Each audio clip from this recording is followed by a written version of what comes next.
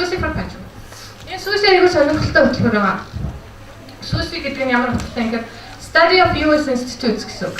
Энэ багш нарт болон оюутнуудад зориулсан 2 янз байдаг. Тэгэхээр өнөөдөр дандаа оюутнуудаа очиж хэдүүлээ оюутныхын яриад багшийн хаалгасчих. Оюутных нь болохоор яг үхэхэд 6-7 хоногийн хөтөлбөр. Америкт очиод 6-7 хоног одоо өөр ихэвчлэн 3-4 өөр орны оюутнуудтай цуг нэг ихтэй сургуулийн кампус дээр очиод 6-7 хоног амьдардаг байхгүй юу? Тэгээд тэндээ янз бүрийн чиглэлээр их гоё лекц авна, хичээлүүд авна. Тэгээд бас study tour буюу Америкаар бас аялдаг байгаа. Тэгээд дор хаяж нэг 3 хотоор орчдөг. Тэгээд хөтөлбөрийнхаа ихэнх юм уу төгсгөл Washington DC-д 1-7 хоногийг өнгөрөөдөг. Гэхдээ хаалтын конференс буюу хаалтын баг хурлыг юунаас хэд вүлээ 80 гаруй бараг орноос ирсэн олон international team оюутнуудтай цуг хаалтын конференс төрийн Америкийн төрийн департамент дээр тийм хаалтын хурлаа хийдэг. Ийм гоё хөтөлбөр байгаа. За энэ хөтөлбөр нэг давуу тал нь юу гэдэг вэ гэхээр TOEFL-ийн оноо шаарддаггүй. Тэгэхээр та нар одоохондоо англи хэлний чинь төвшин гайгүй intermediate болцсон ч гэсэн TOEFL-ийн оноо хараахан байхгүй бол санаа зовх юм байхгүй. Энэ хөтөлбөрт материалаа өгч болох нэ. Тэгээ дээрэс нь энэ хөтөлбөрийн давуу тал нь юу гэхээр та нар одоохондоо Америкийн талаар мэдлэг арай бага ч юм уу те.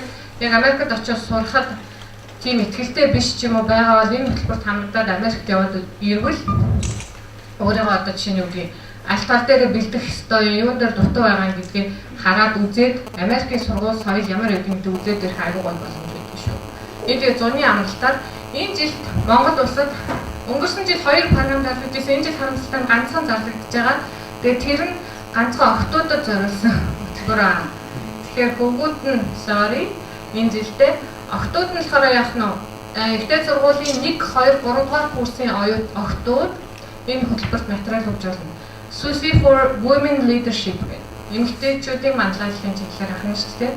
Тэгэхээр эмэгтэйчүүдийн манлайлал гэхээр санаар заавалчгүй юу гэх тийм чиглэлээр сурдаг ч юм уу, гендерийн асуудлаар сурдаг ч юм уу оюутан байх хэрэгтэй гэж ойлгох хэрэггүй.